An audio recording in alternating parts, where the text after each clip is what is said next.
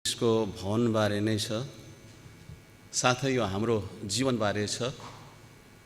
यसै कारण मैले आज यही वचन यहाँ राख्नको निम्ति मैले अठोट गरेँ, निर्णय गरेँ र आज तपाईँको समक्षमा त्यही वचन राख्नको निम्ति यहाँ म उभिएको छु। र तपाईँले त्यो हुन त वचन अहिले नपल्टाए हुन्छ, तपाईँले नोट गरेर पछिबाट हेर्न सक्नुहुन्छ, तर अघि पढेकै पाठहरूलाई तपाईँले खोलिराख्न सक्नुहुन्छ। हामीले पुरानो करारबाट दोस्रो इतिहास 7 अध्याय 11देखि 16सम्म पढेका छौँ। त्यसरी नै एफिसीको पत्रीबाट हामीले 2 अध्याय 19देखि 22सम्म हामीले पढेका छौँ। र आजको पाठद्वारा विशेष म 3वटा विषयमा तपाईँहरूसँग बोल्न चाहन्छु। सबैभन्दा पहिले कुरा त यो कुरा तपाईँलाई बताउन चाहन्छु, जनाउन चाहन्छु, परमेश्वर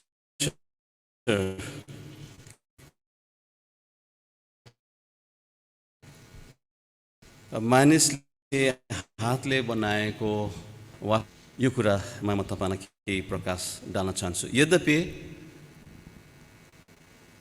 हामी त्यस ठाउँलाई परमेश्वरको आराधना गर्ने एक पवित्र ठाउँ भनिकन हामी मानिलिन्छौँ। इक्जाम्पलको रूपमा यो भवन यो परमेश्वरको आराधनाको निम्ति, प्रभुको सेवकाईको निम्ति यो निर्माण गरेको भवन हो।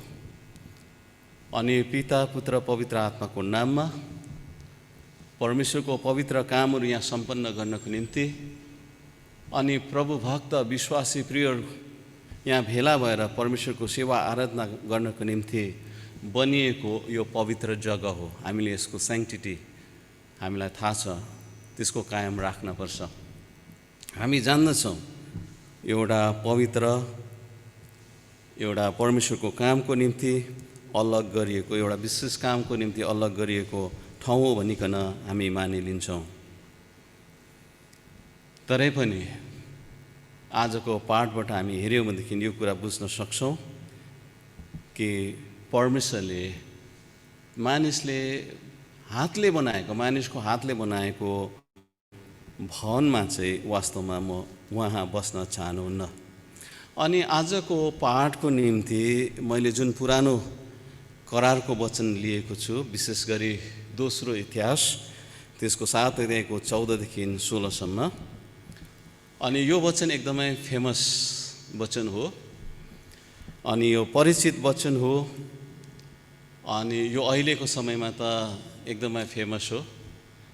अनि अस्ति पेन्डेमिकको समयमा, अहिले पनि हुन त यस्तै समय छ, अस्ति निकै चर्को हुँदाखेरि धेरै मानिसहरूलाई हामीले गुमायौँ। द्रुत गतिमा यो कोरोना भाइरस यो बढिरहेको थियो। हामी आपतमा थियौँ, हामी आफ्नो घरमा थियौँ, चर्च लाग्न सकेको थिएन, लकडाउन थियो, बजारहरू सबै बन्द थिए। त्यस्तो आपतको समयमा अनि भटाभट थाहै नपाए हाम्रा प्रियहरू बितेर गइरहेको थियो। अनि यस्तो अवस्थामा हामीले चेन प्रेयरहरू पनि गऱ्यौँ, प्रार्थनाहरू पनि राख्यौँ। मण्डली तपाईँहरू व्यक्ति विशेषले प्रार्थना गर्नुभयो। अनि त्यति बेला यो वचन तपाईँहरूले क्लेम गर्दै, पढ्दै, पश्चाताप गर्दै तपाईँले प्रार्थना गर्नुभयो, हामीले गऱ्यौँ। यो कुरा यथार्थ हो। सबै मण्डली तपाईँहरू सबैले गर्नुभयो अघि। अनि त्यसै कारण यो वचन चाहिँ फेमस छ, हामी पढिरहेको फेमिलियर छ अहिलेको समयहरूमा। अघि हामीले 11देखि 16सम्म हामीले पढेका थियौँ। विशेष 14मा भनेको छ, यदि मेरो आफ्नै नाउँ दिएको मेरो प्रजाले आफैलाई नम्र पारेर प्रार्थना गर्छ र मलाई खोजेर आफ्नो दुष्ट चालहरू फर्कन्छ, तब म स्वर्गबाट तिनीहरूको प्रार्थना सुन्नेछु र तिनीहरूको पाप क्षमा गर्नेछु र तिनीहरूको देशलाई म स्वास्थ्य पार्नेछु। एप्रोप्रिएट भर्स थियो र हामीले यो भर्सलाई, परमेश्वरको यो वचनलाई क्लेम गर्दै हामीले प्रार्थना गऱ्यौँ। गर्न पर्ने कुरा पनि थियो। अनि मलाई लाग्छ हामीहरू सबैको प्रार्थनाद्वारा नै आज हामी यो स्थितिमा आएका छौँ। प्रभुले धेरै राहत हामीलाई दिएको छ।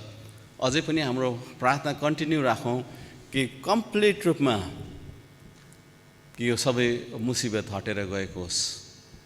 हामी पहिलेको जस्तै फेरि एकदमै निश्चिन्त भइकन सेवा आराधना हामी गर्न सकौँ, हाम्रो जीवनहरू बिताउन सकौँ भनिकन हामी प्रभुलाई निरन्तर प्रार्थना गरौँ। तर एक्चुअली हामीले यसको सन्दर्भलाई, कन्टेक्स्टलाई हेर्न हो भनेदेखि चाहिँ यो वचन परमेश्वरले कति बेला चाहिँ दिनुभएको थियो भनेर यसको सन्दर्भलाई, कन्टेक्स्टलाई, इमिडिएट कन्टेक्स्टलाई हेर्न हो भनेदेखि चाहिँ हामी देख्न सक्दछौँ जब राजा सोलोमनले, दाउदको छोरा राजा सोलोमनले परमेश्वरको निम्ति यरुसलेममा एउटा भव्य मन्दिर जब बनाए अनि त्यो भवनलाई पनि उसले डेडिकेट गरे, त्यो भवनमा गएर ऊ आफै प्रार्थना गरेको छ, इजरायल निम्ति प्रार्थना गरेको छ, उसले प्रार्थना गरे, त्यो भवनलाई डेडिकेट गरे। अनि यतिसम्म भएको छ कि त्यो भवन चाहिँ परमेश्वरको उपस्थितिले धुवाँले भरेको छ, पुजारीहरू पनि भित्र बस्नु सकेको छैन। यति डरलाग्दो त्यहाँनिर हामी देख्छौँ परमेश्वरको उपस्थिति वर्णन हामी त्यहाँ देख्छौँ। अनि जब सोलोमनले चाहिँ यो बनाइ सिद्ध्याए, डेडिकेट गरे, प्रार्थना गरे, तब रिप्लाईमा चाहिँ परमेश्वरले सोलोमनलाई यो वचन दिनुभएको थियो, यो वचन दिनुभएको थियो। आज हामीहरू पनि परमेश्वरको यो भवनमा छौँ अनि परमेश्वरको यो वचन पढ्दैछौँ। त्यति बेला जब डेडिकेट गरे, मलाई लाग्छ त्यति बेला इजरायल चाहिँ एकदमै प्राइम समयमा थियो। परमेश्वरलाई एकदमै उनीहरूले पुजिरहेको थियो, उनीहरूले परमेश्वरको निम्ति भवन बनाएको थिए, शत्रुलाई परास्त गरेका थिए, उनीहरूको अघिसम्म उनीहरू, अब परमेश्वरले चाहिँ उनीहरूलाई प्रमिस गरेको ल्यान्डमा, दुध र मह बग्ने ल्यान्डमा, जग्गामा लिएर आएको थियो, यरुसलेममा, त्यो जग्गामा उनीहरूलाई लिएर आएको थियो अनि उनीहरूको राज्य स्थापित गरेको थियो। अनि अब सोलोमनले चाहिँ परमेश्वरको निम्ति एउटा महिमित, एउटा भव्य महल उनीहरूले स्थापना गरेका थिए। अनि त्यहाँनिर त्यो भवनमा त्यति बेलाखेरि परमेश्वरको एउटा एकदमै भयानक उपस्थिति पनि थियो, प्रेजेन्स थियो। अनि परमेश्वरले यो वचन दिएको थियो। तर हामी देख्न सक्दछौँ वास्तवमा सोलोमनलाई पनि यो थाहा थियो, सोलोमनलाई पनि यो थाहा थियो कि मानिसले बनाएको भौतिक देखिने मन्दिरमा चाहिँ परमेश्वर बस्नुहुन्न, परमेश्वरलाई अटाउन सकिँदैन भन्ने कुरा चाहिँ सोलोमनलाई पनि थाहा थियो। दोस्रो इतिहास 6:18 पदलाई तपाईँले पढ्नुहोस्। दोस्रो इतिहास 6 त्यसकै अगाडिको अध्याय 18 पदमा हेर्नु भनेदेखि सोलोमनले यसरी के भन्दछ भनेदेखि प्रार्थनामा, जब समर्पणको प्रार्थना उसले गर्दछ, उसले भन्दछ यहाँनिर, तर के परमेश्वर साँच्चै नै मानिसहरूसित पृथ्वीमा बस्नुहुन्छ र? प्रश्न छ त्यहाँनिर। स्वर्गभन्दा पनि उच्च स्वर्गमा तपाईँ अटाउनुहुन्न भने हाम्रो परमेश्वर चाहिँ यस्तो परमेश्वर हुनुहुन्छ। स्वर्गभन्दा उच्चमा पनि अटाउनुहुन्न भने मैले निर्माण गरेको यो भवनमा त झन् कसरी अटाउनुहुन्छ, कसरी अटाउनुहुन्छ? जब स्वर्ग अनि पृथ्वीले अटाउन नसक्ने परमेश्वरलाई कसरी मैले यो क्षुद्र हातले बनाएको भवनमा तपाईँ अटाउन सक्नुहुन्छ? अनि सुलेमानलाई पनि थाहा थियो, यद्यपि उसले सुलेमानको निम्ति भवन निर्माण गरे। तपाईँले पहिलो इतिहास 17:5 र 6 पढ्नु हो भनेदेखि दाउदलाई पनि यो कुरा थाहा थियो, दाउदलाई पनि यो कुरा थाहा थियो। पहिलो इतिहास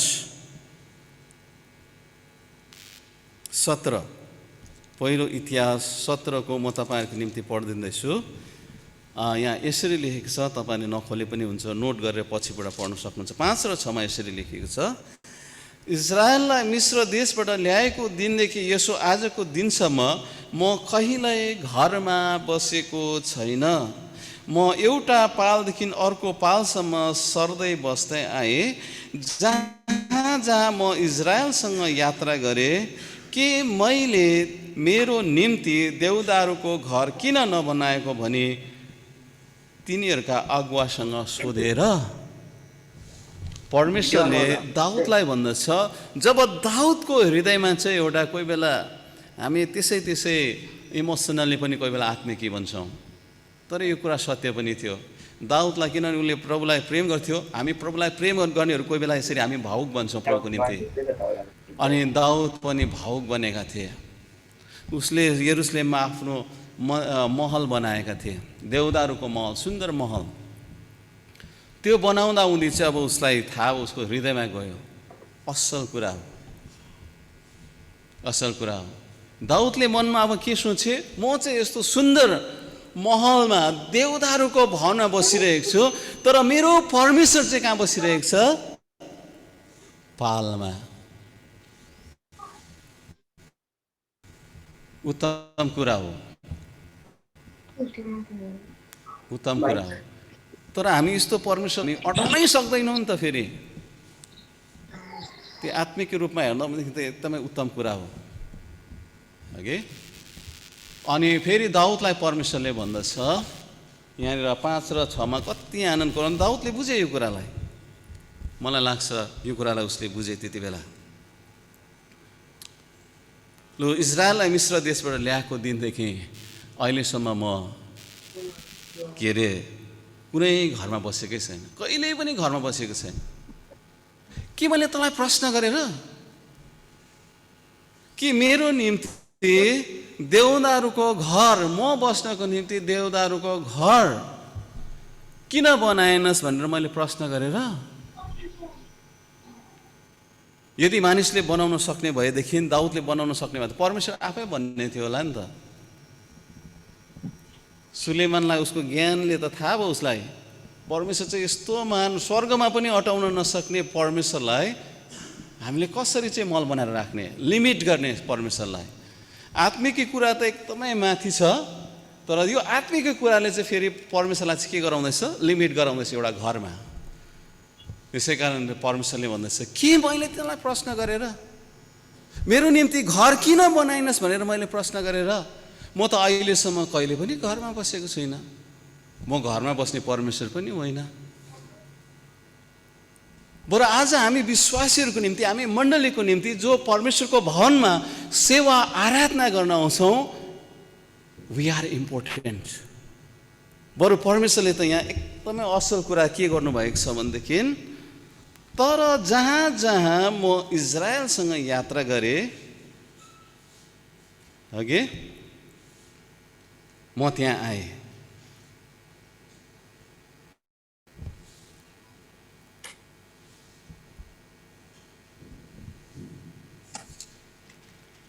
म एउटा पालदेखि 5 को बी भागमा रहेछ, म एउटा पालदेखि अर्को पालसम्म सर्दै बस्दै आएँ। जहाँ जहाँ म इजरायलसँग यात्रा गरेँ, के मैले मेरो निम्ति देवदारूको घर किन नबनाएको भने तिनीहरूका अगुवासँग सोधेर।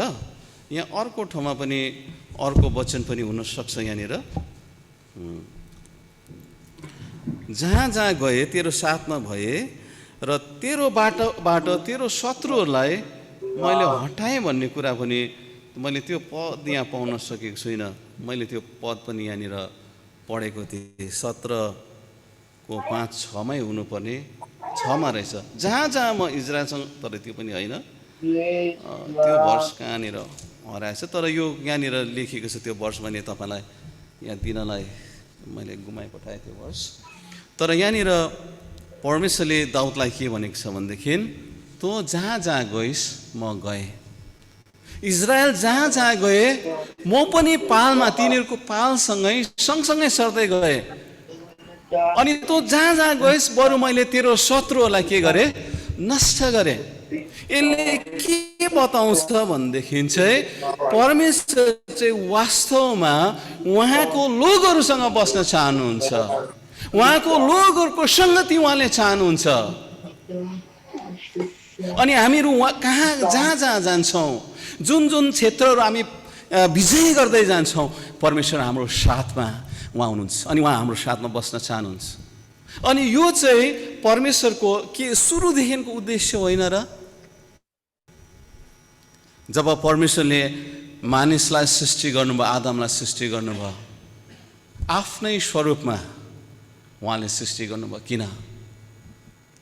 किनभने परमेश्वर चाहिँ मानिसहरूसँग बास गर्न चाहनुहुन्छ, परमेश्वरसँग सङ्गति गर्न चाहनुहुन्छ।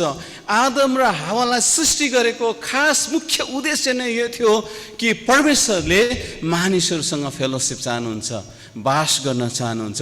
उहाँ जीवित परमेश्वर हुनुहुन्छ अनि वो निर्जीव वस्तुहरूसँग होइन, तर जीवित मानिसहरूसँग उहाँ बास गर्न चाहनुहुन्छ। यो रहस्यलाई चाहिँ आज तपाईँ र मैले बुझ्नुपर्छ। उहाँ जीवित परमेश्वर हुनुहुन्छ, यसै कारण जीवित मानिसहरूसँग, बाँचेको मानिसहरूसँग, उद्धार पाएको मानिसहरूसँग, जिउँदो मानिसहरूसँग उहाँ सङ्गति गर्न अति नै रुचाउनुहुन्छ। उहाँ तिर्सना गर्नुहुन्छ। दाउदलाई त्यसै भन्दछ। दाउद को थियो भनेदेखि गलातीको किताबतिर हामी रोमीतिरै पाउँछौँ कि दाउद चाहिँ उहाँको आफ्नो हृदयले चाहेको व्यक्ति। दाउदसँग सँगै रहन पनि उहाँ कति लालायित बनेका थियो होला सायद। दाउदले पनि यो कुरालाई अनुभव गरेको थियो, त्यही कारण उसले तपाईँको भवनमा बस्नु मेरो लागि कति महान छ। दाउदले कति म चाहना गर्छु भने दाउदले पनि भनेको छ। आज परमेश्वर चाहिँ हामी विश्वासीहरूसँग रहन चाहनुहुन्छ। एक पालदेखि अर्को पालसम्म सर्दै बस्दै आए। परमेश्वर चाहिँ हामी विश्वासीहरूसँग रहन चाहनुहुन्छ। आज यो भव्य महल त छ, 2 महिना यो शून्य थियो लकडाउनको समयमा। भवन त छ नि, तर शून्य थियो, हामी मात्र थियो यहाँनिर। आइतबारको समयमा हामी 4-5 जना मात्रै, हामी परिवार मात्रै यहाँ हुन्थ्यौँ। जबसम्म उहाँको आत्माले भरेको व्यक्तिहरू, उहाँको आत्मा अभिषेक पाएको व्यक्तिहरू उहाँको भवनमा सङ्गति गर्न आउँदैन नि, त्यो भवनको पनि महिमा हुँदैन प्रियहरू। त्यो भवनको पनि ग्लोरी रहँदैन नि प्रियहरू। हो, यो पवित्र भवन हो, परमेश्वरको महिमाको निम्ति समर्पण गरेको कामको निम्ति अलग गरेको भवन हो, तर यो भवनमा परमेश्वरको आत्माले भरेको मानिसहरू, परमेश्वरलाई पुज्ने विश्वास गर्ने भक्तहरू यो भवनमा आएन भनेदेखि यो भवन खण्डहर हुन्छ बिस्तारै बिस्तारै। परमेश्वरको यो भवन उपस्थिति त्यति बेला हुन्छ जब परमेश्वरको भक्तहरू, परमेश्वरको आत्माले भरेको व्यक्तिहरू यो भवनमा उपस्थित हुन्छन्। तब हामी परमेश्वरको उपस्थितिलाई यहाँ महसुस गर्न सक्दछौँ प्रियहरू। तब यहाँ गरेका कामहरू पवित्र हुन्छन् अनि यहाँ गरेका कामहरूको मान्यता प्रभुले गर्नुहुन्छ, आदर कदर प्रभुले गर्नुहुन्छ।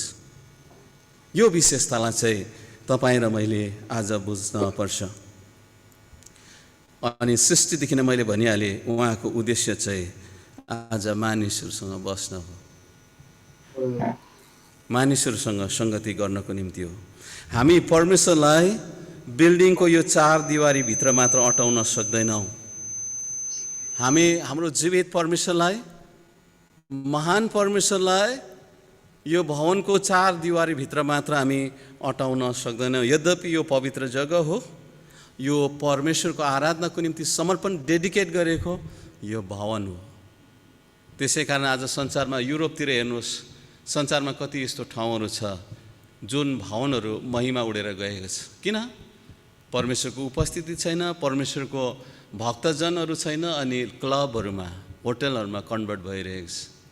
वाइ?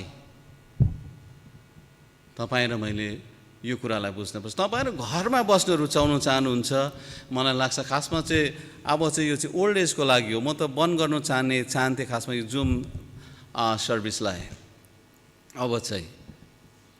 अनि टाढामा बस्नेहरूको लागि यो फाइदाजनक छ, उहाँले यसमा रहन सक्छ। तर हामी जति आउन सक्छौँ, यो आज यो रहस्यलाई बुझेर, यो महत्त्वलाई बुझेर हामी परमेश्वरको भवनमा आउन खाँचो छ। के तपाईँले यो भवनलाई खण्डहर बनाउन चाहनुहुन्छ कि त तपाईँहरू आफ्नो घरमै बसेर परमेश्वरको सेवाको निम्ति आराधनाको निम्ति डेडिकेट गरेको भवनलाई तपाईँले खण्डहर बनाउन चाहन्छ? जसरी आज धेरै मानिसले संसारमा परमेश्वरको डेडिकेट भएको भवनहरूलाई क्लबहरूमा परिवर्तन हुनमा उनीहरूले सहायता गरिरहेको छ, होटलहरूमा परिणत हुनको निम्ति सहायता गरिरहेको छ। आज इन्डियामै पनि कतिवटा ठाउँहरूमा मण्डलीहरू यो कुरामा जागरुक नभएको कारण, भवनमा आज आराधना गर्न नगएको कारण परमेश्वरको भवनहरू आज खण्डहरहरूमा होटलहरूमा परिणत भइरहेको छ। फ्याक्ट कुरा हो। म सुबातुमा म मिसनको कामको निम्ति प्रचारको निम्ति गएको थिएँ। त्यहाँनिर एउटा नर्थ इस्टको होम थियो, त्यहाँ बसेको थिएँ झन्डै 2 हप्ता। त्यो क्षेत्रमा सुसमाचार प्रचार गर्दा ट्र्याक्सहरू बाँध्दै अनि जसले घरमा हामीलाई वेलकम गर्छ त्यहाँनिर पर्सनली सुसमाचार सुनाउँदै हामी गएका थियौँ। आइतबारको दिन चर्च खोज्दै गएँ, सिएनआईको चर्च थियो, तर न त पास्टर न त कोही त्यो चर्चको लिडरहरू नै थिए। एउटा भयङ्कर चर्च थियो त्यहाँनिर माथि। म त त्यो कति राम्रो चर्च रहेछ, मेन्टेन गरेर राखेको रहेछ भनेको त होटल पो बनाएको रहेछ। तर अर्को चर्चमा गएँ, त्यो चर्चमा चाहिँ सेवा चाहिँ हुँदै थियो, मान्छे कम्ती। त्यो पनि एउटा रिटायर्ड आर्मी अफिसर क्रिस्चियन, त्यो पनि नर्थ इस्टको, बिचरा उहाँ पनि नर्थ इस्टको रहेछ। उहाँले पो त्यो चर्च चलाइरहेको रहेछ। अनि हामी गएर त्यहाँनिर सेवा आराधना गऱ्यौँ, वचन प्रचारहरू गऱ्यौँ, कोरसहरू गीत गायौँ। एकदमै मान्छे कम्ती थियो। आज भारतवर्षको कतिवटा चर्चहरूमा पनि मान्छेहरू प्रोपर्टीको पछि छ, बेचेर धन कमाउने अगुवाहरू, लिडरहरू, तपाईँले बिसपहरू भन्नुहुन्छ नि, तपाईँलाई पास्टरहरू भन्नुहुन्छ नि, साधारण मानिसहरू पनि खत्तम गिरेको छ। आज म मोडरेटर हो, पास्टर हो, मैले देखेको कुराहरू भनिरहेको छु। परमेश्वरको लोकहरूले, मिसनरीले छोडिरहेको जग्गा जमिन बेच्नु र खानुमा धन कमाउनुको पछि छ। कसरी त्यसलाई बचाउनु, कसरी त्यसलाई बनाउनु भन्ने पक्षमा छैन प्रियहरू।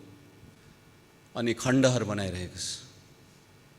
आज परमेश्वरको यो महत्त्वलाई नबुझेर, आज विश्वासीहरूले यो कुरालाई नबुझेर अनि चर्चलाई एउटा खण्डहर बनाउनमा, आराधना सेवालय भवनहरूलाई उजाड बनाउनमा सहायता गरिरहेको छ।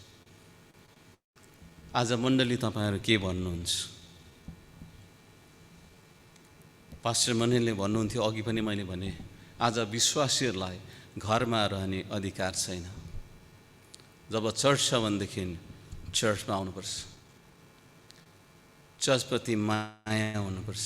जुन चर्चमा तपाईँले प्रभुज लिनुहुन्छ, जुन चर्चमा तपाईँले फेलोसिप पाउनुभएको छ पहिलो, जुन चर्चमा तपाईँले बप्तिस्मा पाउनुभएको छ, जुन चर्चले तपाईँहरूको साँचो ख्याल गरिरहेको छ।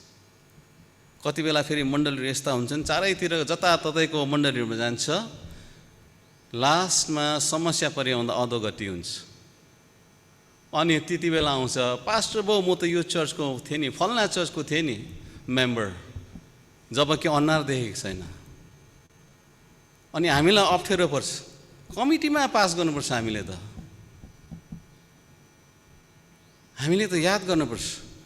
अनि त्यति बेला आउँछ फेरि, म त यही चर्चको हो नि, फल्ना चर्चको नि, मैले भेटिदिँदै थिएँ नि, अर्कै चर्चमा गए तापनि।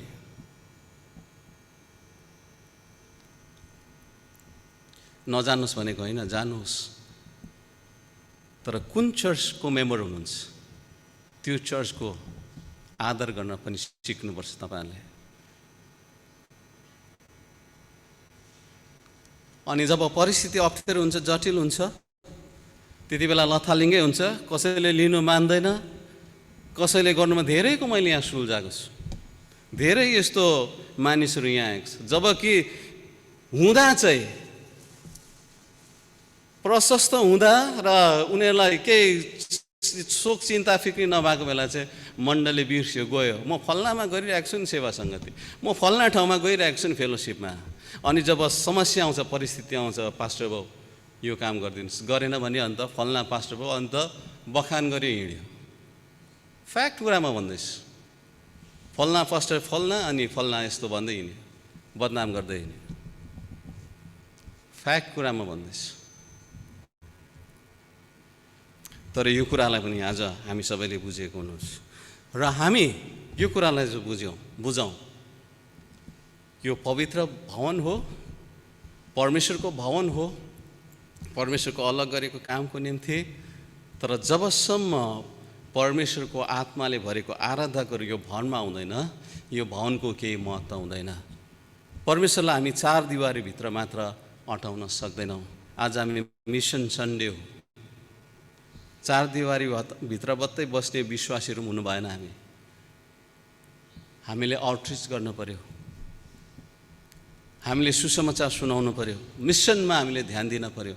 अनि मिसन चाहिँ हरेक विश्वासीहरूको काम हो।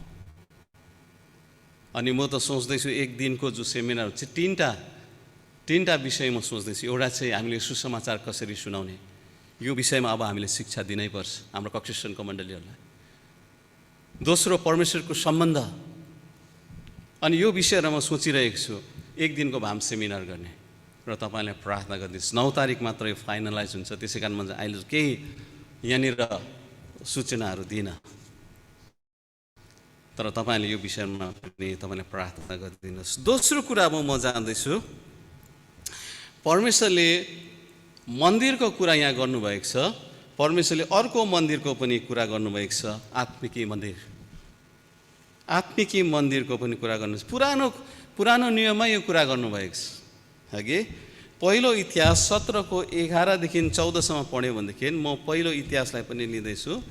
पहिलो इतिहास 17:11देखि 14सम्म पढ्यो भनेदेखि यहाँनिर छिपेको एउटा लुकेको रहस्य छ। हामी त्यसलाई एकचोटि सुन्नेछौँ।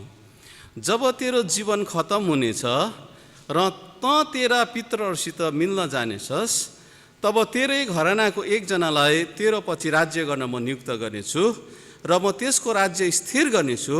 त्यसैले मेरो लागि एउटा भवन बनाउने छ र त्यसको सिंहासन सदाको निम्ति स्थिर गर्नेछु। म त्यसका पिता हुनेछु र त्यो मेरो छोरो हुनेछ। मैले तेरो अघिको शासन गर्नेदेखि मेरो प्रेम फिर्ता लिए झै म त्यसदेखि चाहिँ मेरो प्रेम कहिल्यै फिर्ता लिने छैन। म त्यसलाई मेरो भवन र मेरो राज्यमाथि सधैँको निम्ति राख्नेछु र त्यसको सिंहासन सदा सर्वदाको लागि स्थिर रहनेछ। कोही बेला हामीले कतिवटा रहस्यहरू प्रकाश पाउनको निम्ति प्रार्थना साथ घरिघरि पढ्नुपर्छ। यो पाठ पनि मैले घरिघरि पढ्नु पर्यो, किनभने यहाँ डबल मिनिङ छ। म पहिलाको मिनिङमा सन्तुष्ट हुन सकिनँ। हो, यहाँनिर सुलेमानको बारेमा लेखेको छ। अघि नै मैले भने नि, अब दाउदले भन्न थाले, म चाहिँ महलमा बस्नु, परमप्रभु चाहिँ पालमा, म परमेश्वरको निम्ति एउटा भवन बनाउनेछु। अनि परमप्रभुले चाहिँ यो वचनहरू दिएको, तैँले बनाउने छैनस्, तर तेरो छोरा सुलेमानले नै बनाउनेछ। पहिले नै भन्नुभयो अघि। अनि यहाँनिर पनि आएर उहाँले भन्नुभयो, जब तेरो जीवन खत्तम हुनेछ र त तेरो पिताहरूसँग मिल्न जानेछस्, तेरै घरानाको एकजनालाई तेरो पछि राज्य गर्न म नियुक्त गर्नेछु र म त्यसको राज्य स्थिर गर्नेछु। एउटा एक्सप्लानेसनमा चाहिँ म सन्तुष्ट हुन सकिनँ। हो, यो सुलेमानकै निम्ति पनि पक्कै भनेको, किनभने दाउद पछि सुलेमानले नै परमेश्वरको निम्ति भवन बनाए। तर सुलेमानको अवस्था र त्यो भवनको अवस्थालाई हेर्दाखेरि म सन्तुष्ट हुन सकिनँ, किनभने सुलेमानको राज्य स्थिर हुन सकेन। प्रियहरू, इतिहासले बताउँछ। अनि इतिहासले बताउँछ त्यो भव्य मन्दिर जहाँ चाहिँ परमेश्वरको उपस्थिति भएको थियो, धुवाँले भरेको थियो घर, त्यो घरको अस्तित्व रहन सकेन त्यो महलको। यहाँ निश्चय नै अर्को अर्थ हुनसक्छ। प्रभुले अर्को कुनै कुरा अर्थ दिएको हुनसक्छ। अनि त्यहाँनिर तपाईँले देख्न सक्नुहुन्छ, परमप्रभुले चाहिँ भन्नुभएको रहेछ, जब तेरो जीवन खत्तम हुनेछ, त तेरा पितरहरूसित मिल्न जानेछस्, तब तेरै घरानाको एकजनालाई, त्यो सुलेमान पनि हुनसक्छ, यहाँ त दाउदको जति पनि वंशावली छ, वंशावलीको कुनै पनि एकजना हुनसक्छ जसको राज्यलाई चाहिँ म स्थिर गर्नेछु अनि त्यो सदा सर्वदाको निम्ति स्थिर रहनेछ। अनि हामीलाई थाहा छ सुलेमानको राज्य त स्थिर हुन सकेन, उसको मृत्युपछि नै त्यो राज्य त दुई भाग भयो। अनि पछि त इजरायल र यहुदाका राजाहरू सबै अरू देवतादेवीलाई पुज्ने भएको कारण सबै नष्ट भएर गए, अरूको दासत्वहरूमा परे।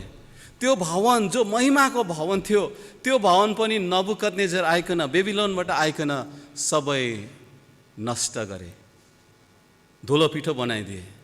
त्यहाँको चिज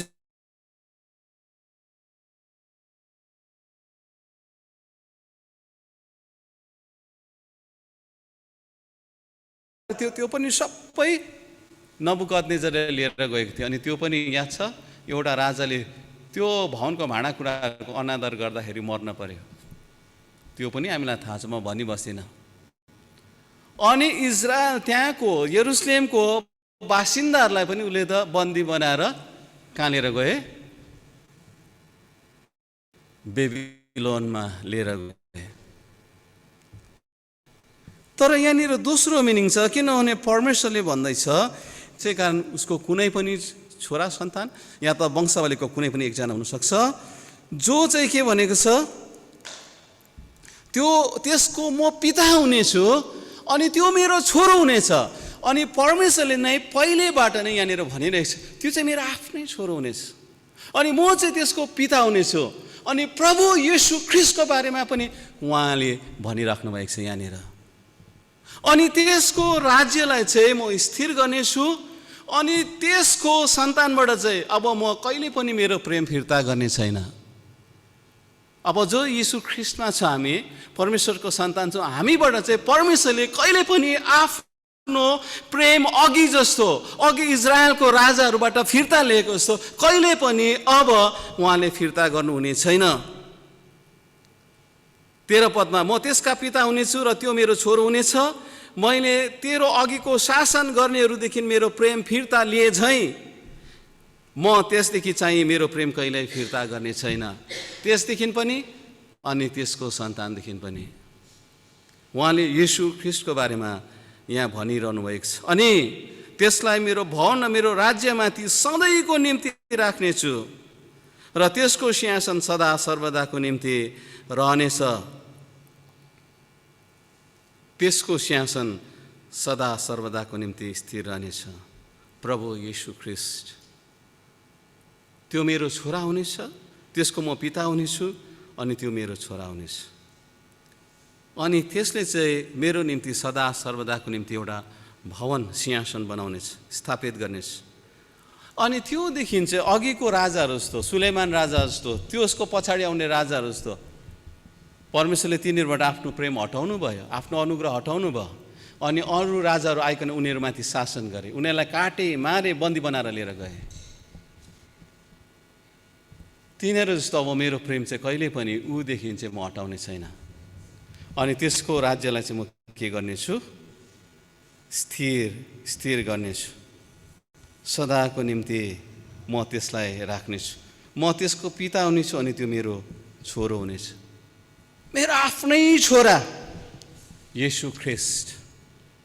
त्यसैले योहन्नाको सुसमाचार 2:19 प्रभु यीशुले यहुदीहरूलाई यसो भन्नुभएको थियो, विश्वास नगर्ने यहुदीहरूलाई यस मन्दिरलाई भत्काइदियो र म 3 दिनमा यसलाई खडा गर्नेछु। मानिसहरूले यसलाई पागल सम्झे, पगला सम्झे। 46 वर्ष लागेको त्यो मन्दिर जो यरुसलेमको येशू ख्रीष्टको समयमा जुन यरुसलेमको मन्दिर थियो त्यो पनि पहिला सुलेमानले बनाएको मन्दिर होइन, त्यो त हेरोदले बनाएको मन्दिर थियो। त्यो पनि कम्प्लिट पूर्ण हुन सकेको थिएन। त्यो बनाउन हेरोदलाई कति वर्ष लागेको थियो? 46 वर्ष लागेको थियो।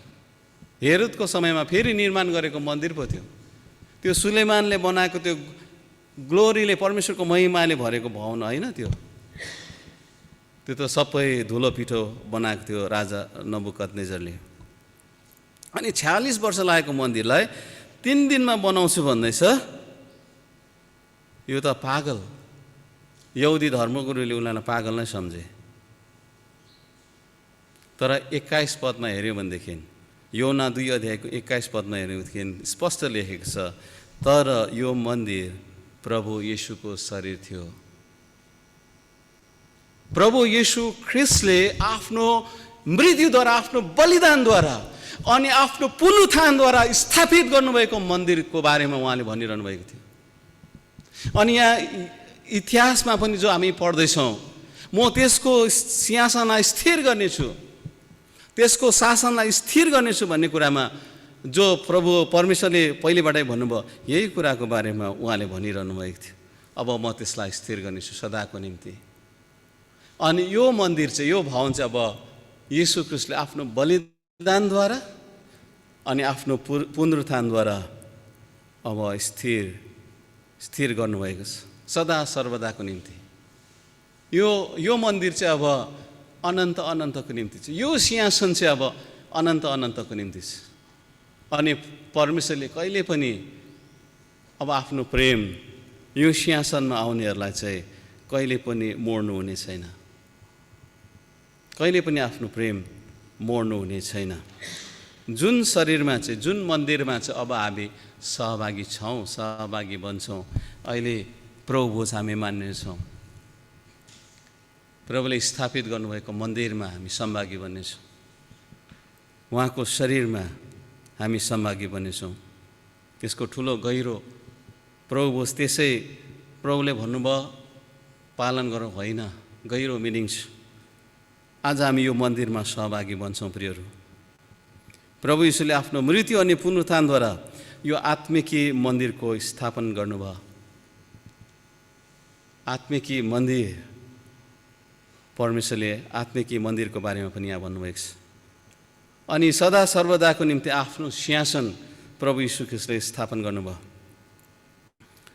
जसमा अब पवित्र आत्मामा परमेश्वरको वासस्थान हुनलाई हामी विश्वासीहरू पनि उहाँमा एकसाथ निर्माण हुँदै जान्छौँ भनेर एफिसीको पत्रीमा अघि 2 अध्यायको 22 पदमा हामीले पढ्यौँ, जो पावलले यो रहस्यको कुरा एफिसीको मण्डलीलाई बताउँदछ। र अब हामी चाहिँ परमेश्वरको वासस्थान हुनलाई यो आत्मिकी मन्दिरमा निर्माण हुँदै जाँदैछौँ। प्रियहरू, आत्मिकी मन्दिरमा निर्माण हुँदै जाँदैछौँ। अब प्रभु यीशु ख्रिस्ट नै मन्दिर हुनुहुन्छ भने उहाँ नै यो मन्दिरको जग हुनुहुन्छ भनेदेखि, यो वचन अनुसार एफिसीको पत्री अनुसार जग हुनुहुन्छ भने, अनि हामी पनि उहाँमा नै निर्माण हुँदै जान्छौँ भनेदेखि अब हामीहरू पनि सानो सानो के हौँ, मन्दिरहरू हौँ। त्यसैले पावलले पहिला कोरिन्थी 6:19 भन्दछ, तिमीहरूको शरीर पवित्र आत्माको मन्दिर हो। त्यसलाई पुरा अझै तपाईँले पढ्नु भनेदेखि अझै असल कुरा छ। पहिलो कोरिन्थी 3:16 पनि यसरी प्रश्न गरेर लेखेको छ, के तिमीहरूलाई थाहा छैन तिमीहरू परमेश्वरका मन्दिर हौ र परमेश्वरको पवित्र आत्मा तिमीहरूमा वास गर्नुहुन्छ। तिमीहरूमा वास गर्नुहुन्छ। र अब हामी परमेश्वरका छाप लागेकाहरू, परमेश्वरमा विश्वास गर्नेहरू, परमेश्वरले अलग गर्नुभएको हामी, प्रभु येशू ख्रिस्ट जग हुनुहुन्छ यो मन्दिरको, यो आत्मिकी मन्दिरको। अनि यो आत्मिकी मन्दिरमा चाहिँ हामी निर्माण हुँदै जाँदैछौँ। हामी पनि सानो सानो जग उहाँ हुनुहुन्छ भनेदेखि हामी पनि सानो सानो मन्दिर हौँ। उहाँमा मिलेर नै हामी निर्माण हुँदै जान्छौँ, उहाँको आत्मिकी मन्दिर बन्दै जाँदैछौँ। अनि अब यो मन्दिरमा चाहिँ को बस्नुहुन्छ? येशू ख्रिस्ट बस्नुहुन्छ। यो कुरा स्पष्ट छ। पवित्र आत्मामा र पवित्र आत्मा तिमीहरूमा वास गर्नुहुन्छ। परमेश्वरको आत्मा वास गर्नुहुन्छ। हामी आफै नै मन्दिर हौँ र हामी सानो सानो ख्रिस्ट येशूको मन्दिर चाहिँ, आत्मिकी मन्दिर चाहिँ यो भौतिक मन्दिरभित्र आएन भनेदेखि चाहिँ मैले अघि नै भनिहालेँ, यो भौतिक मन्दिरको केही अस्तित्व रहँदैन, महत्त्व रहँदैन। यद्यपि हामी जान्दछौँ यो चर्च एउटा पवित्र जग्गा हो। परमेश्वरको पवित्र भन्नु, आजको वचन अनुसार भन्नु भनेदेखि, अहिलेको वर्ष भन्नु भनेदेखि यो ठाउँमा परमेश्वरको पवित्र साना साना पवित्र मन्दिरहरू भेला हुने जग्गा हो। राजा परमेश्वर चाहिँ हामीभित्र बास गर्नुहुन्छ। त्यसै कारण यो रहस्य पनि खोलिन्छ। त्यसै कारण पो यर्मियाले पहिल्यैबाट भन्नुभएको रहेछ 31 अध्यायमा 33-34 पढ्नुहोस् त। म तिनीहरूलाई अर्को हृदय दिनेछु भन्ने कुरा पनि गरेको छ इजकेलतिर, यर्मियातिर। अनि यर्मियाको 31 पदमा, 31 अध्यायमा, यर्मियाको 31 अध्यायमा सुन्दर कुराहरू लेखिएको छ। 31 अध्यायको 33-34मा त्यही कारण पो यसरी लेखेको रहेछ। परमप्रभु भन्नुहुन्छ 33 पद, ती दिनपछि म इजरायलको घरानासँग यो करार बाँध्नेछु, तिनीहरूको मनमा मेरो व्यवस्था राखिदिनेछु र तिनीहरूका हृदयमा यो लेखिदिनेछु र म तिनीहरूका परमेश्वर हुनेछु र तिनीहरू मेरा प्रजा हुनेछन्। परमप्रभुलाई चिन्न भनेर अब उसो कुनै मानिसले आफ्नो छिमेकीलाई वा आफ्नो दाजुभाइलाई सिकाउने छैन, किनकि सानादेखि लिएर ठुलासम्म तिनीहरू सबैले मलाई चिन्नेछन्। परमप्रभु भन्नुहुन्छ, किनकि तिनीहरूका अपराधहरू म क्षमा गर्नेछु र म तिनीहरूका पाप फेरि कहिल्यै सम्झने छैन। कति सुन्दर कुरा यहाँ लेखेको छ। पुरानो करारमा परमेश्वरको व्यवस्था कहाँ राखेका थिए भन्नुहोस् त। पुरानो करारमा परमेश्वरमा अब यर्मियाले भनेको रहस्यको कुरा पनि यहाँ खुल्यो। ती दिनहरूमा म इजरायलसँग, साँचो इजरायलको जसले आत्मिक रूपमा परमेश्वरलाई प्रेम गर्दछ, तिनीहरू चाहिँ साँचो इजरायलीहरू हुन्। जसले आत्मामा प्रभु यीशु ख्रीष्टलाई मेरो प्रभु गुरु मुक्तिदाता भन्ने ग्रहण गरेको, तिनीहरू चाहिँ साँचो इजरायली हुन्। तिनीहरूसँग मेरो बाचा माझ्नेछु। अब हामीलाई त्यो सन्दुकको दरकार छैन, महापवित्र स्थानको दरकार छैन। हामी आफै मन्दिर भएको कारण, अब प्रभुको आत्मा हामी माथि बास गर्ने भएको कारण, अब परमप्रभुको व्यवस्था चाहिँ परमेश्वरले हाम्रो हृदयमा अब लेखिदिनु भएको छ। यो मन्दिरभित्र परमप्रभुले आफ्नो व्यवस्था हालिदिनु भएको छ प्रियहरू। अनि तिनीहरूले मेरो व्यवस्था पालन गर्नेछन्, सिकाउनु पर्ने छैन। तर यो मन्दिरभित्र के छ आज प्रियहरू? के तपाईँ साँच्चै नै परमप्रभुको हुनुभएको छ? यदि हामी परमेश्वरको मन्दिरहरू हौँ भनेदेखि, परमेश्वरको आत्मा हामी भित्र बास गर्नुहुन्छ भनेदेखि, आज परमेश्वरको वचनले त यर्मियाले त्यो भन्दछ, प्रमिस पहिल्यै दिएको प्रमिस, म तिनीहरूको हृदयमा मेरो व्यवस्था हालिदिनेछु। हुन पनि हो। आज तपाईँ जो प्रभुलाई ग्रहण गर्नुभएको छ, चिन्नुभएको छ, तपाईँहरूको हृदयमा परमेश्वरको आत्मा, जसको हृदयमा परमेश्वरको आत्मा बस्नुहुन्छ, तपाईँले वास्तवमा यो कुराहरू बुझ्नुभएको छ। तपाईँलाई सिकाइरहनु पर्दैन के खराब के नराम्रो, चर्च के हो सिकाइरहनु पर्दैन, सङ्गति के हो सिकाइरहनु पर्दैन, चर्च आऊ भनिरहनु पर्दैन, यो गर त्यो गर भनिरहनु पर्छ र वास्तवमा? जबकि परमेश्वरको व्यवस्था नै तपाईँको हृदयमा छ भने, यदि तपाईँहरू बुझ्न हुन भनेदेखि चाहिँ समस्या छ। तपाईँहरूको आफ्नै जीवनको समस्या हुनसक्छ, तपाईँहरूको आफ्नै जीवनको कमजोरी या त पाप अधर्महरू हुनसक्छ। तर बाइबलमा त यो लेखिएको छ कि अब तिनीहरूको हृदयमा म आफ्नो व्यवस्था लेखिदिनेछु। र मैले भन्दै थिएँ, आज भौतिक मन्दिर भएर मात्र भएन, तर प्रभुलाई प्रेम गर्ने आत्मिक मन्दिरहरू पनि हुनपर्छ। अनि आत्मिक मन्दिर छ भने नै भौतिक मन्दिरको पनि महत्त्व हुन्छ। र प्रभु यीशु ख्रीष्टले आजको वचनमा चाहिँ यो आत्मिक मन्दिरको पनि कुरा गर्नुभएको छ। र अन्तिम विषय चाहिँ छ, यी दुवै मन्दिरहरूमा परमेश्वरको अनुग्रह निगाह हामीले प्राप्त गर्नु हो भनेदेखि चाहिँ कन्डिसन एउटै छ। यो दुवै मन्दिरको लागि परमेश्वरको दृष्टि र परमेश्वरको हृदय चाहिँ यो मन्दिरमा रहनु हो भनेदेखि, हाम्रो हृदयको मन्दिरमा रहनु हो भनेदेखि दुवैको निम्ति कन्डिसन चाहिँ एउटै छ। चारवटा कन्डिसनहरू छ, म राखिकन अन्त गर्न चाहन्छु। र दोस्रो इतिहास 7 को 14 पदलाई हेर्नुहोस्, त्यहाँ चारवटा कन्डिसन प्रभुले राखिदिनु भएको छ। त्यो चाहिँ के हो भनेदेखि परमेश्वरको सामुन्ने आफैलाई नम्र तुल्याउनु, हम्बल देमसेल्फ। हामीमा कुनै घमण्ड गर्ने कुरा नै छैन। हामी कोही पनि होइन। हामी पापीहरू, क्षुद्र नालायकहरू, हामी क्षमा पाएको पापीहरू र कन्डिसन प्रभुको निगाह हामीमा होइरहनु भनेदेखि चाहिँ प्रभुको सामुन्नेमा के गर्नु पर्यो? हामीले हम्बल देमसेल्फ भन्दैछ, नम्र भएर आउँछौँ भनेदेखि प्रभुको निगाह हामीप्रति भइरहन्छ, प्रभुको कान हामीप्रति भइरहन्छ। अनि हामी कोही बेला धेरै कुराहरूमा घमण्ड गरिरहेका हुन्छौँ। हामी कोही बेला धन दौलतमा घमण्ड गरिरहेका हुन्छौँ, हाम्रो पोजिसनहरूमा घमण्ड गरिरहेका हुन्छौँ, जवानीको बल शक्तिहरूमा घमण्ड गरिरहेका हुन्छौँ, हाम्रो रूप रङ्गमा हामी घमण्ड गरिरहेका हुन्छौँ, हाम्रो एजुकेसनमा, हाम्रो ज्ञान बुद्धिमा पनि कोही बेला हामी घमण्ड गरिरहेका हुन्छौँ। अनि कोही बेला त यति साह्रो पनि एरोगेन्ट बन्छौँ कि कोही बेला हामी वास्तवमा हामीलाई केही थाहा हुँदैन। वास्तवमा परमेश्वरको वचनको रहस्यको कुराहरू प्रकाश हामीले पाएका हुँदैनौँ। अनि हामी बिना स्थितिमा ठुल्ठुला कुराहरू गरिरहेका हुन्छौँ, संसारिक जीवन बिताइरहेका हुन्छौँ, तर परमेश्वरको पवित्र कुराहरूको, स्वर्गको रहस्यको कुराहरूको हामी बित्थामा जिक्र गरिरहेका हुन्छौँ। अनि अन्जानैमा कोही बेला हामी पाप पनि गरिपठाउँछौँ। तर बाइबलमै भनेको छ आत्माको कुरा बुझ्नको लागि आत्मिक मानिस हुनपर्छ। पहिलो कोरिन्थी दोस्रो अध्यायतिर हेर्नु हो भनेदेखि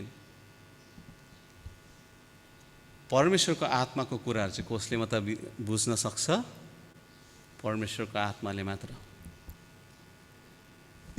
त्यहाँ हेर्नु हो भनेदेखि पहिलो कोरिन्थीको 2 अध्यायको त्यहाँ कतिवटा पदहरू छ, त्यहाँ हेर्नु भनेदेखि त्यही कुरा त्यहाँनिर लेखेको छ।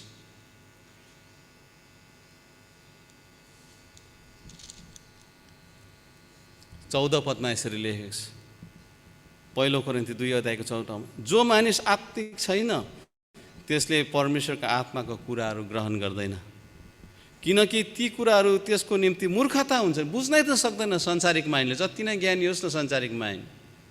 स्वर्गको कुराहरू बुझ्न सक्छ र? सक्दैन नि। परमेश्वरको वचनको रहस्यको कुराहरू बुझ्न सक्छ र? बुझ्दैन नि। कोही बेला मान्छेले चाहिँ आफ्नो बुद्धि र ज्ञानले यो कुराहरूको विश्लेषण गरिरहेको हुन्छ अनि पाप गरी पठाउँछ, अन्जानामा पाप गरी पठाउँछ।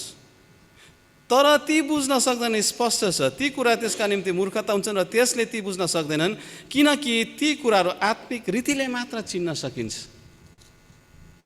जो आत्मिकी मानिस हो उसले मात्र बुझ्न सक्दछ। परमेश्वरको आत्माको कुरा, हृदयको कुरा आत्मिकी मानिसले मात्र बुझ्न सक्दछ भनेर त्यही कारण पावलले स्पष्ट रूपमा लेख्दछ। किनभने संसारमा मानिसहरू यस्ता पनि छन् जसले आफ्नो ज्ञान बुद्धिको कुराले गर्दा मान्छेलाई भरमाइरहेका हुन्छन् अनि परमेश्वरदेखि अलग गरिरहेका हुन्छन्। अनि नचाहिने रूपमा हामी पाप गरिरहेका हुन्छौँ। म पनि एक समयमा त्यस्तै थिएँ। किन मैले यो कुरा भनिरहेको छु? मेरो अनुभव। तर बार बार मलाई चाहिँ यो आवाज आयो, तैँले पश्चाताप गर, repent what you have shed. तैँले बोलेका कुराहरू तैँले रिपेन्ट गर भनिकन 2 चोटि। अनि मैले रिपेन्ट गरेँ। प्रियहरू, यो मेरो अनुभव भनिरहेको छु। कोही बेला हामी अन्जानैमा व्यर्थका कुराहरू भनिपठाउँछौँ, जुन रहस्यको कुराहरू हामी बुझेकै हुँदैनौँ। अनि हामी संसारको ज्ञान बुद्धिले खुट्याउन खोजिरहेका हुन्छौँ अनि बोली पठाउँछौँ। किनभने आत्मिकी कुराहरूको रहस्य आत्मिकी मानिसहरूले मात्र खुट्याउन सक्दछ, आत्माले मात्र यसलाई खुट्याउन सक्दछ। त्यसै कारण हामीमा घमण्ड गर्ने कुरा केही पनि छैन। न त हाम्रो ज्ञान बुद्धि, न हाम्रो धन दौलत, न हाम्रो शक्ति सामर्थ्य। हामी क्षुद्रहरू छौँ। यो कुरालाई बुझेर नम्र बनेर प्रभु म केही पनि होइन भनेर जब आउँछौँ भनेदेखि हम्बल देमसेल्फ, तब परमेश्वरको निगाह हामी माथि रहन्छ। दोस्रो कुरा प्रार्थना गर्नु। प्रार्थना गर्नाले चाहिँ, अनि प्रार्थना गर्दछ भनेको छ, प्रार्थना चाहिँ कम्युनिकेसन विथ गड हो। परमेश्वरसँगको हाम्रो सम्बन्ध हो, कम्युनिकेसन। परमेश्वर वचनद्वारा हामीसँग बोल्नुहुन्छ अनि परमेश्वरसँग हामी प्रार्थनामा हामी बोल्दछौँ। कोही बेला हामी स्वार्थी प्रार्थना आफू मात्रै हामी बोल्छौँ परमेश्वरको चाहिँ सुन्न चाहँदैनौँ। अनि यो कम्युनिकेसन चाहिँ दुईतर्फ हुनुपर्छ। अनि रिलेसनसिप चाहिँ त्यसैमा बढ्दै जान्छ। एकतर्फी छ भनेदेखि चाहिँ तपाईँको रिलेसनसिप बढ्दैन। तपाईँलाई आफ्नो कुरा मात्रै भनिरहनुहुन्छ, अर्कोपट्टिबाट सुन्नुहुन्न, तपाईँको रिलेसनसिप घनिष्ठ हुँदै जाँदैन। तर जब तपाईँ परमेश्वरसँग बोल्नुहुन्छ अनि परमेश्वरले भनेको कुरा चाहिँ तपाईँले सुन्नुहुन्छ, पालन गर्नुहुन्छ, तपाईँको रिलेसनसिप घनिष्ठ हुँदै जान्छ, बलियो हुँदै जान्छ। कुरा चाहिँ त्यो, तब चाहिँ म तिमीहरूको प्रार्थना सुन्नेछु, तिमीहरूको देशलाई निको पार्नेछु, तिमीलाई जाति पार्नेछु। त्यसै पढेर क्लेम गरेर मात्र हुँदैन प्रियहरू। 14 पद नै कन्डिसन राखिदिनु भएको छ परमेश्वरले। तपाईँहरूले त्यसै नम्बर बढाउनुहोस्। Listen to God. ज्यादातर चाहिँ परमेश्वर चाहिँ वचनबाटै बोल्नुहुन्छ। समय दिनुहोस्, प्रार्थना साथ पढ्नुहोस्, त्यहाँदेखि वचन अनुसार परमेश्वरसँग बात गर्नुहोस्। कोही बेला प्रार्थनामै पनि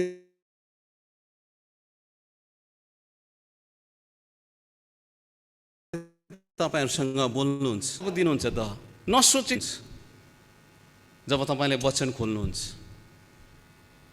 तपाईँको घनिष्ठता बढ्दै जान्छ। यो चाहिँ घनिष्ठताको तर अनुभव हो प्रियहरू।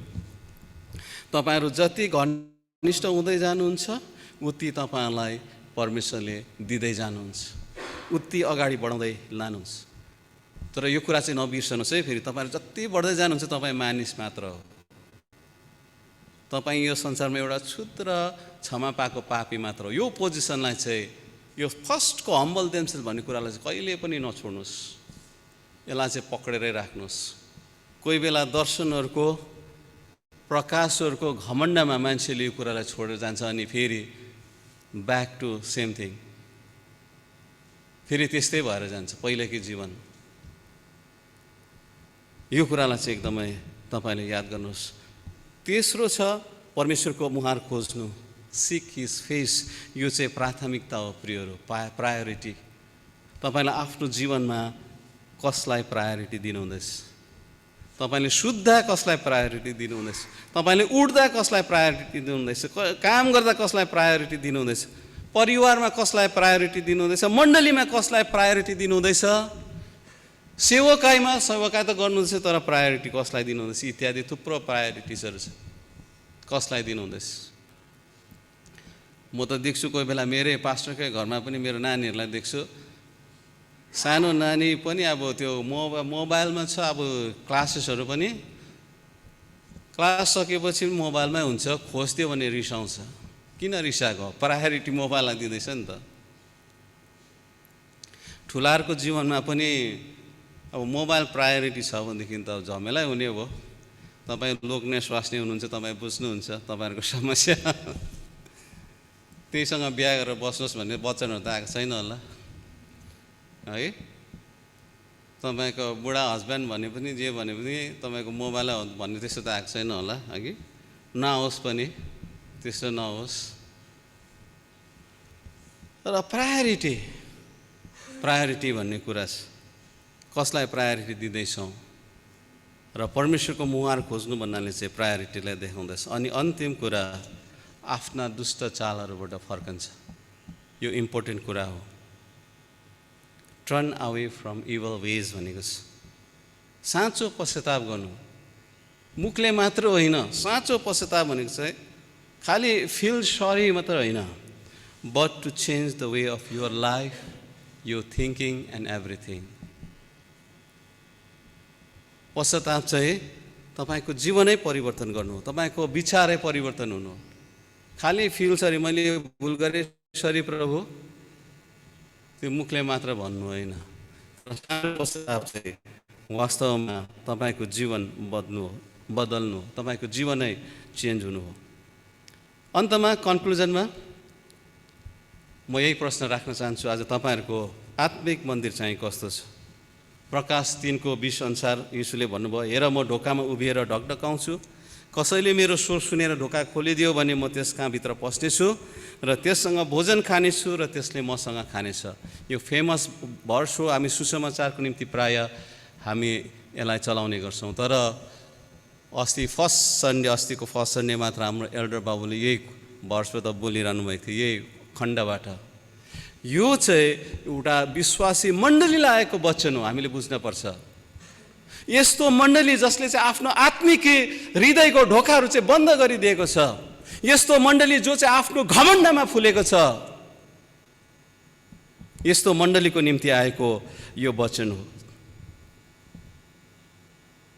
यस्तो मण्डली, यस्तो विश्वासी जसले आफ्नो हृदयको ढोकालाई थुनेर राखेको छ, जसले आफ्नो घमण्डमा फुलेको छ, जसले आफ्नो धन दौलतमा, आफ्नो भएको कुराहरूमा घमण्ड गरेको छ अनि आफूलाई धनी छु भनेको छ। तपाईँले त्यति बेला यो त्यसको कन्टेक्स्टलाई तपाईँले बुझिसक्नु भएको छ। यो चाहिँ यस्तो मण्डलीको निम्ति आएको वचन हो। यसै कारण आज पनि यो वचन हाम्रो निम्ति छ। उहाँ ढोकामा उभिएर ढकढकाइरहनु भएको छ। उहाँ आज हामी भित्र बास गर्न चाहनुहुन्छ। हामी किनभने उहाँको मन्दिर हौँ। उहाँ आत्मामा हामीसँग बास गर्न चाहनुहुन्छ। आजको पाठले नै भनिरहेको छ, उहाँले हामीसँग फेलोसिप, यो बिल्डिङ निर्जीव बिल्डिङ भन्दा, सिमेन्ट र बलुवाले बनेको बिल्डिङ भन्दा चाहिँ, मन्दिर भन्दा चाहिँ तपाईँ र मेरो भित्र भएको मन्दिरमा म बास गर्न चाहनुहुन्छ। कतै हामीले हाम्रो ढोकाहरू बन्द त गरेका छैनौँ, कतै हामी प्रायोरिटी परमेश्वरलाई नदिएर कुनै कुरालाई पो दिइरहेका छौँ कि, या त हामी घमण्डको जीवन बिताइरहेका छौँ कि, या परमेश्वरलाई प्राथमिकता दिएको छैनौँ कि, या हामीले आफ्नो दुष्ट चालहरू हामीले छोडेका छैनौँ कि। र आज परमेश्वरले हामीलाई आफ्नो वचनद्वारा यो कुरा देखाउनु भएको छ। यसर्थ आउनुहोस् हामी प्रार्थना गरौँ। परमेश्वरले तपाईँहरू सबैलाई प्रशस्त आशिष दिउन्। आउनुहोस् प्रार्थना गरौँ। प्रभु, तपाईँलाई धन्यवाद छ आजको वचनको निम्ति। तपाईँ नै हाम्रो सब कुछ हुनुहुन्छ। तपाईँ नै सृष्टिकर्ता, पालनहार प्रभु तपाईँ हुनुहुन्छ। हाम्रो हृदयको सबै कुरा जान्नुहुने, हाम्रो जीवनको अवस्था हुनुहुन्छ। तर आज तपाईँको वचन कति महान छ। तपाईँ आज हामी जस्तो पापी नालायकहरूसँग बास गर्न चाहनुहुन्छ, हाम्रो सङ्गति चाहनुहुन्छ। हामी जहाँ जान्छौँ त्यहाँ जान चाहनुहुन्छ। यद्यपि हामी कोही बेला जहाँ जान्छौँ तपाईँलाई बिर्सी पठाउँछौँ। हामी आफ्नै इच्छा र उद्देश्यमा जिउन चाहन्छौँ। तर आज तपाईँले हाम्रो इच्छा उद्देश्य चाहिँ तपाईँमा सेयर गरेको चाहनुहुन्छ। हामीलाई ब्लेस गर्न चाहनुहुन्छ। हामीलाई खराब दुष्ट बाटोहरूमा होइन, तर तपाईँको जीवनको बाटोहरूमा, असल बाटोहरूमा, प्रशस्तिको बाटोहरूमा हिँडेको तपाईँले चाहनुहुन्छ। र तपाईँले अनुग्रह गर्नुहोस्। यदि हामीले ढोका बन्द गरिएका छौँ भनेदेखि प्रभु यो ढोकाहरू खोल्नमा तपाईँका आत्माद्वारा हामीलाई सहायता गर्नुहोस्। तपाईँ हाम्रो हृदयमा बस्न चाहनुहुन्छ। प्रभु आउनुहोस्। हामी त तपाईँलाई स्वीकार गर्छौँ। तपाईँ आउनुहोस् अनि हामीसँग प्रभु तपाईँ सङ्गति गर्नुहोस्। हामी क्षुद्र नालायक छौँ। हाम्रो जीवनको प्रत्येक पलमा तपाईँले डोराउनुहोस् र तपाईँले आफ्नो महिमा लिनुहोस्। हाम्रो घमण्डको कारणहरू छ भनेदेखि यो सबै घमण्डको कुरालाई हटाइदिनुहोस् प्रभु। अभिमान अनि तपाईँलाई हामीले प्राथमिकता दिएका छैनौँ भनेदेखि प्रभु तपाईँका आत्माद्वारा हम्बल तुल्याउनुहोस् अनि तपाईँलाई सधैँभरि प्राथमिकता दिन प्रभु तपाईँले सिकाउनुहोस्। हाम्रो जीवनको हर क्षेत्रमा तपाईँलाई प्राथमिकता दिएर अघि बढ्नमा सहायता गर्नुहोस्। सबै वचनको निम्ति, सबै कुराको निम्ति तपाईँलाई नै धन्यवाद भन्दै बिन्ती प्रार्थना माग्दछु येशू ख्रीष्ट